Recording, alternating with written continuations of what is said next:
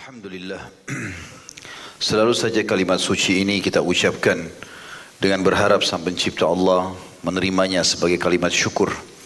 Karena Sang Pencipta Allah Subhanahu wa taala memang telah menjadikan kalimat ini sebagai kalimat terima kasih kepadanya, dan dengan kalimat inilah segala kebutuhan kita di roda kehidupan di muka bumi akan dipenuhi olehnya.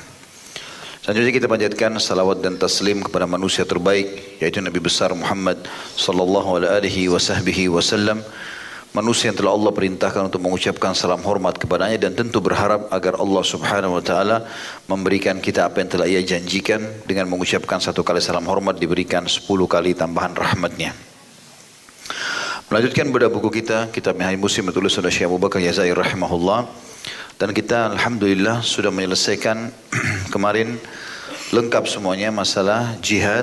Kemudian kita juga telah menyelesaikan tentang masalah perlombaan, panahan, olahraga dan olah otak yang dibolehkan, dan bagaimana anjuran dalam Islam agar setiap muslim selalu menjaga kesehatan, kekuatan tubuhnya dan juga kerapian, kebersihan, semuanya masuk dalam sabda Nabi SAW, al-mu'minul qawi khairu wa ahabbu ila Allah minal mu'minul dhaif. Seorang mukmin yang kuat dari sisi prinsip, keyakinan, ilmu, pendapatan, fisik, semua masuk dalamnya, adalah lebih baik dan lebih dicintai oleh Allah daripada orang mukmin yang lemah. Dan ini sudah panjang lebar kita jelaskan, dan insya Allah kita akan masuk malam ini dengan izin Allah Subhanahu wa taala pasal ketiga, masalah jual beli. Materi pertamanya yaitu masalah hukum, hikmah dan rukun jual beli. Tentu hal ini teman-teman sekalian hal yang mendasar yang harus diketahui oleh setiap muslim, karena memang agama kita memotivasi kita untuk menjadi orang yang sukses dari sisi pendapatan, selain tentu pendidikan dan yang lainnya. Tetapi masalah pendapatan ini adalah bagian daripada syariat kita. Dan Allah Subhanahu wa taala telah membuka pintu-pintu rezeki di perdagangan, transaksi jual beli. Dan ini harus difahami oleh setiap muslim, terutama kaum laki-laki tentunya, di mana mereka punya kewajiban untuk mencari nafkah. Dan Islam menyuruh kita untuk menjadi orang kaya dan punya penghasilan. Sering saya ingatkan masalah itu karena ada sebagian orang bahkan menyebutkan adanya keutamaan menjadi orang miskin. Subhanallah, saya pernah duduk di sebuah majlis di Masjid Nabawi. Cuma saya tidak teringat nama syekhnya siapa. Karena kalau salah waktu itu beliau hanya menggantikan transisi, ada syekh yang meninggal, Syekh Atiyah meninggal, dan transisi digantikan dengan syekh yang lain. Sempat saya waktu umrah terlintas di majelis beliau, ada satu kalimat yang menarik, beliau sempat sebutkan itu. Beliau sempat memberikan masukan tentang judul yang ditulis oleh Imam Nawawi rahimahullah, keutamaan orang fakir. Dan di situ yang diangkat hadisnya adalah bagaimana orang fakir lebih dulu masuk ke dalam surga dari orang kaya selama setengah hari waktu akhirat. Dan ini berarti 500 tahun kalau waktu dunia. Maka beliau rincikan, beliau mengatakan sebenarnya ini bukan keutamaan fakir. Ini bukan keutamaan ini bukan motivasi untuk menjadi orang miskin. Tetapi isinya sebenarnya adalah orang yang miskin karena hisabnya lebih ringan, Allah dahulukan masuk ke dalam surga. Dan kita karena sudah di akhirat harus menghitung waktu akhirat. Kalau setengah hari waktu akhirat berarti setengah hari. Walaupun sebenarnya dia secara hitungan 500 tahun waktu dunia. Karena kita bukan lagi hidup di dunia. Perhitungannya sudah hitungan akhirat. Dan penitik beratan di sini tentang masalah bukan berarti orang kaya atau orang miskin lebih dulu masuk surga. Berarti orang kaya nanti derajatnya lebih rendah. Bisa saja orang yang masuk terlambat justru derajatnya lebih tinggi. Karena kalau kita lihat motivasi tentang mencari pendapatan dalam Islam itu besar sekali. Ya, banyak sekali. Hampir seluruh ayat jihad Allah Subhanahu wa taala memulai dengan kalimat bi amwalikum wa anfusikum. Disuruh berjihad dengan harta dan juga jiwa. Juga Nabi SAW sebelum mengutus pasukan dan membentuk pasukan, yang pertama beliau suruh motivasi mengumpulkan harta. Setelah terkumpul harta banyak, barulah Nabi SAW membentuk pasukan dan memilih prajurit-prajurit pilihan untuk ikut berperang. Begitu juga banyak sekali manfaat-manfaat dalam syariat. Ada dalam syariat agama kita, terutama dalam rukun Islam, ada 2 rukun yang tidak akan dimiliki kecuali orang yang punya kemampuan harta, yaitu zakat dan haji. Tapi ini butuh harta. Ini memang ibadah butuh harta. Tanpa harta kita tidak akan dapatkan pahala zakat, tanpa harta kita tidak akan mendapatkan haji. Karena memang ini butuh harta yang banyak. Dan orang dimotivasi untuk haji dan menghajikan orang. Ya, makin banyak kita memberikan manfaat dan memotivasi orang atau menjadi penyebab orang melakukan kebaikan, kita akan panen pahala dia. Maka berarti ada motivasi untuk melakukan hal tersebut. Dan di sini sebagian ulama mengatakan rukun Islam yang ketiga dan yang kelima, masalah zakat dan juga haji, tanda kutip ini adalah sebenarnya tanda kutip ya, tantangan dari Allah Subhanahu wa taala kepada hamba-hambanya, siapa di antara kalian yang mau mencapai tingkat kemampuan itu. Kita jangan justru menilai negatif. Oh, saya nggak mampu, berarti saya nggak usah pikirin zakat. Saya nggak mampu, berarti nggak usah saya pikirin haji. Ini keliru. Justru kita jadikan sebagai sebuah tantangan, ya, dorongan supaya kita mau dari seorang yang mustahik menjadi muzakki. Orang yang tadinya berhak menerima zakat, justru dia target satu waktu berubah menjadi orang yang memberikan zakat. Tadinya dia hanya melihat orang pergi haji, sekarang dia pergi haji, bahkan dia menghajikan banyak orang. Begitu juga dengan masjid. Tidak mungkin tempat ibadah ini terbentuk tanpa harta. Kalau seandainya semua orang Islam menganggap bahwasanya fakir itu adalah sebuah keutamaan, maka tidak ada yang bisa bangun masjid. Tidak akan pernah orang bisa bangun madrasah. Pernikahan pun butuh mahar. Segala macam hal. Bahkan sebagian salaf mengatakan tidak akan bersatu antara menuntut ilmu yang luas dan banyak dengan pendeknya waktu dan sedikitnya harta. Jadi sebenarnya ini butuh. Seperti antum datang ke sini pun minimal butuh bensin misalnya. Ada harta yang dibutuhkan, itu kan. Makanya bab ini dikhususkan oleh para ulama. Bahkan bab ini termasuk bab yang sangat panjang, masalah jual beli. Kalau Syekh Abu Bakar Jazair rahimahullah dalam buku beliau ini merincikan, tetapi tidak sepanjang buku-buku yang lainnya. Karena ini penting sekali untuk difahami, karena dia akan membuka banyak pintu rezeki bagi setiap muslim. Cuma harus difahami tentang rukun-rukunnya supaya tidak terjadi transaksi yang salah. Poin A tentang masalah hukum jual beli dalam Islam. Kata Syekh Abu Bakar rahimahullah, jual beli disyariatkan berdasarkan Al-Quran. Maksudnya berbisnis, cari pendapatan dengan berbisnis, cari pendapatan supaya punya harta yang banyak, jadi bisa berbuat kebaikan yang banyak. Allah Subhanahu wa taala berfirman tentang masalah itu dalam surah Al-Baqarah ayat 275. Tentu ini ayat tentang masalah riba, tapi Allah sebutkan di sini masalah jual belinya. A'udzubillahi minasyaitonirrajim wa halallahu al-bai'a wa harrama riba. Padahal Allah telah menghalalkan jual beli dan mengharamkan riba. Karena riba tidak ada transaksi jual beli. Mereka maksudnya umumnya mereka bukan transaksi jual beli, tapi utang piutang yang sengaja dibungahkan atau transaksi yang direkayasa. Sehingga pada saat orang terlilit utang tidak bisa bayar, disitalah barang-barangnya. Maka ini bukan transaksi jual beli. Transaksi real adalah ini barang saya, nilainya sekian, ini harganya, silakan Anda bayar. Dia bayar, maka jadi haknya dia barang tersebut, jadi hak kita harta tersebut atau uang itu. Juga berdasarkan as-sunnah al-qawliyah atau dalam kurung sabda Rasulullah SAW dan as-sunnah al-fi'liyah. Dalam kurung perbuatan Rasulullah SAW secara berbarengan. Suatu ketika Rasulullah SAW melakukan transaksi jual beli dan beliau bersabda, La yabi' hadirun libat. Janganlah orang kota menjualkan barang dagangan milik orang desa. Hadis riwayat Bukhari nomor 2150. Nanti ini ada rinciannya ya. Apa yang dimaksud orang kota tidak boleh menjual barang orang desa. Ada rincian para ulama. Ini masih dalil dulu tentang masalah transaksi jual beli. Juga sabda Nabi SAW hadits yang masyhur, al-bayyi'ani bil khiyari ma lam yatafarraqa. Dua orang yang bertransaksi, mereka masih punya hak khiyar. Artinya memilih meneruskan transaksi atau membatalkan selama mereka belum berpisah. Kalau kita pegang bajunya orang, masih bisa transaksi, belum bayar, belum bawa barang itu, maka masih boleh khiyar namanya. Kalau sudah dibawa pulang, sudah jadi transaksi, maka tergantung akadnya. Kalau akadnya memang dasarnya boleh, silakan Anda bawa pulang, nanti ditukar. Kalau ada yang rusak di rumah, bisa.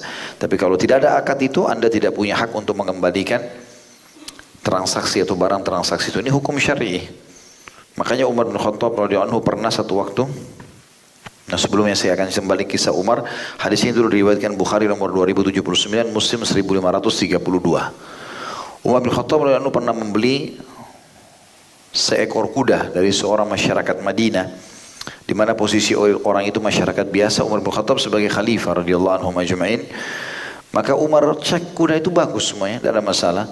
Sampai selesai pembayaran, Umar jalan dengan kuda itu, orang itu jalan, belum jauh, tiba-tiba kuda yang Umar radhiyallahu anhu beli pincang. Maka Umar pun panggil kembali orang itu, ambil kudamu kembali, bagaimana bisa kau jual kuda pincang? Kata orang tersebut, ya Amir Mukminin, Anda sudah cek, kuda itu tidak apa-apa waktu Anda transaksi dengan saya. Pada saat sudah jalan, baru dia pincang. Umar bilang, kalau gitu harus ada hakim di antara kita. Lewatlah Shuraih. Shuraih rahimahullah salah satu qadhi yang masyhur. Dia menjadi hakim di lima khalifah. Di sini awal kisah dia jadi hakim di zaman Umar bin Khattab, Utsman bin Affan, Ali bin Abi Thalib, Muawiyah bin Abi Sufyan dan Yazid bin Muawiyah radhiyallahu anhum ajma'in. Intinya pada saat itu lewat Shuraih, lalu Umar mengatakan Shuraih jadi hakim di antara kita. Kata orang itu, saya setuju. Kemudian Umar bin Khattab tanya, hai Shuraih, terjadi begini dan begitu. Setelah Shuraih tangkap masalahnya, Shuraih mengatakan, wahai Amir Mukminin, Anda kalau mau kembalikan kuda itu, kembalikan dalam kondisi seperti Anda beli pertama. Atau ambillah kuda itu, mau cacat, mau mati, gak ada urusan, karena transaksi sudah selesai dan sudah berpisah. Oleh karena itu sebelum berpisah, hukum syar'inya baru bisa membatalkan atau meneruskan transaksi. Kalau antum sudah bawa pulang, maka tidak boleh lagi. Makanya nanti akan kita pelajari salah satu jenis transaksi yang dilarang adalah mulamasa. Mulamasa itu nyentuh produk saja, nggak dicek, lalu kemudian main ambil, gitu kan? Ini dilarang dalam Islam. Karena nanti pada saat antum pulang ternyata ada aibnya, sulit. Kecuali tadi saya bilang ada akad kesepakatan dari awal, kalau ada apa-apa di rumah saya akan tukar, dan sudah dicek oleh pemiliknya, baru kita punya hak secara syar'i untuk mengembalikan. Setiap orang yang transaksi harus bertakwa kepada Tuhannya Allah Subhanahu wa taala. Innamal a'malu binniyat. Kalau dia niat menipu, produknya misalnya dia sudah pakai lalu sengaja dia mau kembalikan, ini enggak boleh. Makanya harus hati-hati teman-teman sekalian. Sekali antum sudah pakai produk itu, maka tidak boleh lagi dikembalikan. Itu sudah hukum syar'inya. Ini masalah poin A, masih masalah dalil secara global tentang transaksi jual beli dalam Al-Quran dan Sunnah Nabi alaihi salatu wassalam. Sementara tentu di sini tidak disebutkan masalah contoh. Nabi SAW mencontohkan itu karena beliau mulai masuk di alam perdagangan dari umur 21 tahun sampai dinobatkan menjadi Nabi. Kurang lebih Nabi Muhammad SAW jadi pedagang yang sukses 19 tahun. Umur 8 tahun beliau setelah meninggal ibunya 6 tahun beliau dibina atau dinaungi oleh kakeknya Abdul Muthalib sampai 8 tahun, kemudian dibina oleh atau dinaungi oleh pamannya Abu Talib dari 8 tahun sampai menikah 25 tahun. Nah, di 8 tahun sampai 21 tahun beliau adalah pengembala kambing.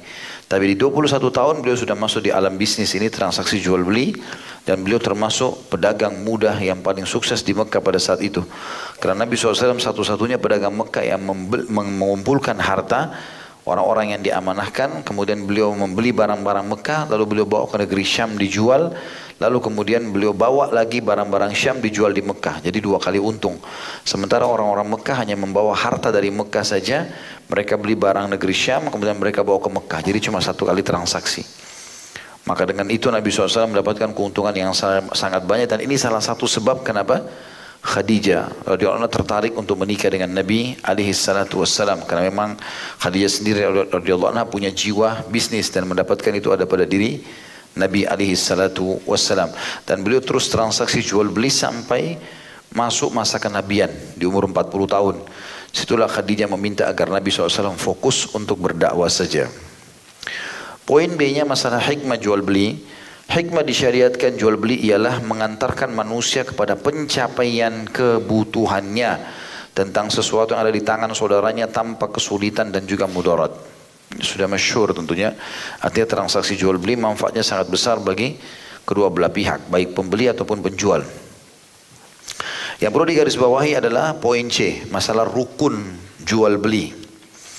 Rukun jual beli ada 5 perkara, yaitu yang pertama penjual Hendaklah dia pemilik yang sempurna dari barang yang dijual atau orang yang mendapat izin menjualnya dan berakal sehat, bukan orang bodoh. Ini syarat yang pertama, harus penjualnya ada. Kalaupun orang diamanahkan, maka dia membahasakan ini diamanahkan kepada saya.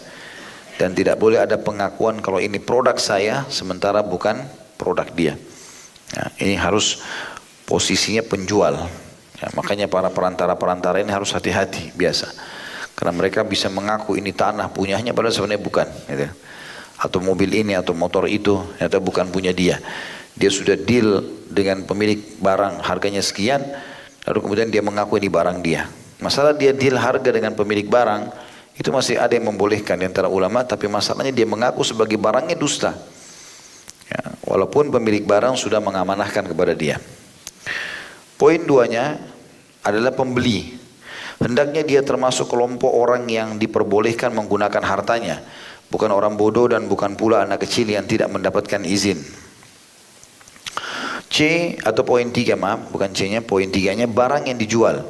Hendaklah ia termasuk barang yang dibolehkan, halal, suci, bukan najis, dapat diserah terimakan kepada pembelinya, dan kondisinya diberitahu kepada pembeli meski hanya gambarannya saja. Tidak ada barang yang jelas ya. Yang keempat, nanti itu rincian masalah ini. Yang keempat, kalimat transaksi, kalimat ijab dan kabul. Misalnya pembeli berkata juallah barang ini kepadaku, penjual berkata aku jual barang ini kepadamu. Atau dengan sikap yang mengisyaratkan kalimat transaksi. Misalnya pembeli berkata juallah pakaian ini kepadaku, kemudian penjual memberikan pakaian tersebut kepadanya. Jadi walaupun penjual tidak mengucapkan kalimat, tapi sudah ada kalimat dari pembeli mengatakan saya mau beli baju ini, itu berapa harga baju ini, maka sudah masuk dalam kalimat transaksi.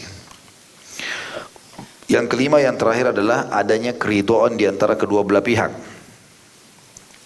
Tidak sah jual beli yang dilakukan tanpa ada keridhaan di antara kedua belah pihak. Berdasarkan sabda Rasulullah SAW, innamal bai'u an taradhin. Jual beli itu dianggap sah hanyalah dengan berdasarkan keridhaan. Hadis ini diriwayatkan oleh Ibnu Majah nomor 2185 dengan sanad yang baik.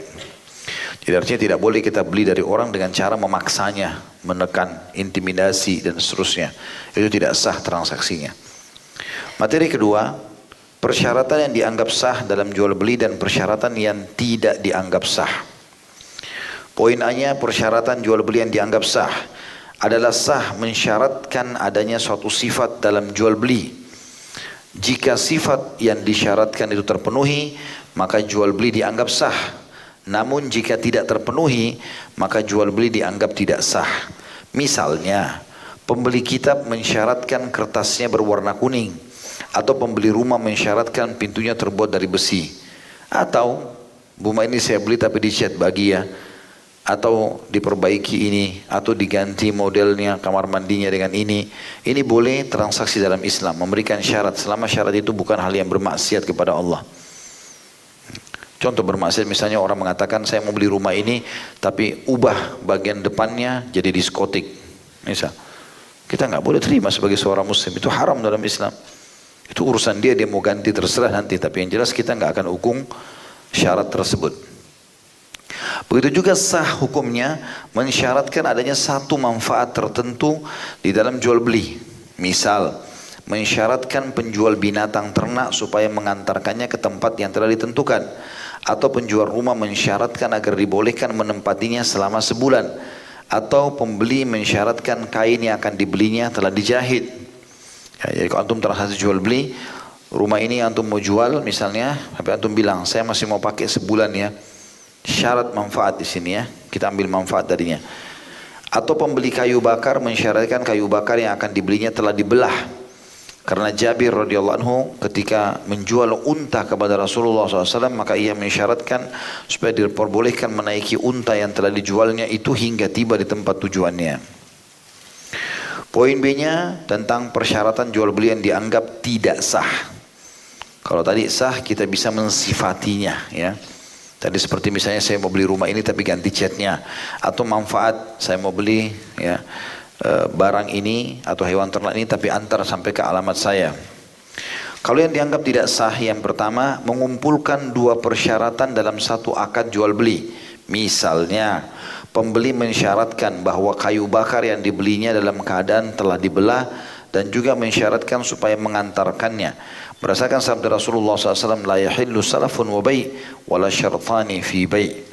Tidak dihalalkan menyatukan pinjaman dengan syarat penjualan dan tidak juga menyatukan dua persyaratan dalam satu akad jual beli. Hadis ini diriwayatkan Abu Daud nomor 3504, Tirmidzi 1234. Jadi maksudnya adalah satu syarat saja cukup, ya, supaya tidak memberatkan penjual. Ya, di sini dikasih contoh, pembeli mensyaratkan bahwa kayu bakar yang dibelinya dalam keadaan telah dibelah, juga mensyaratkan supaya mengantarkannya. Yang kedua, mensyaratkan sesuatu yang merusak asal hukum jual beli atau yang boleh. Seperti penjual binatang ternak mensyaratkan pembelinya tidak menjualnya kembali, atau tidak menjualnya kepada Zaid, atau tidak menghadiahkannya kepada Umar, atau penjualnya mensyaratkan kepada pembelinya supaya dipinjami atau dijual kepadanya suatu barang. Jadi tidak sah transaksi ini, ya. Kalau dia bilang saya jual rumah ini, tapi dengan syarat kalau kau sudah beli nggak boleh kau jual pada si Zaid atau si Umar atau si Ahmad, nggak ada urusannya. Si pembeli kalau sudah beli dia mau jual sama siapapun urusannya tidak ada sama kita, seperti itu. Karena kita penjualnya sudah melepasnya. Begitu juga dia misalnya mengatakan saya mau jual rumah ini tapi dengan syarat kau pinjamkan saya begini dan begitu, tidak boleh sama sekali. Transaksi dulu jual beli, masalah akad utang piutang setelah itu berbeda dengan akad transaksi jual beli tadi. Berdasarkan sabda Rasulullah SAW, la yahillu salafun wa bai' wala syartani fi bai' wala bai'un ma laysa indak. Tidak dihalalkan menyatukan pinjaman dengan syarat penjualan dan tidak pula menyatukan dua persyaratan dalam satu akad jual beli, serta tidak pula menjual suatu barang yang bukan milikmu. Hadis riwayat Abu Daud nomor 3504, Tirmidzi 1234. Ya. Jadi tidak boleh transaksi tapi sambil utang, ya.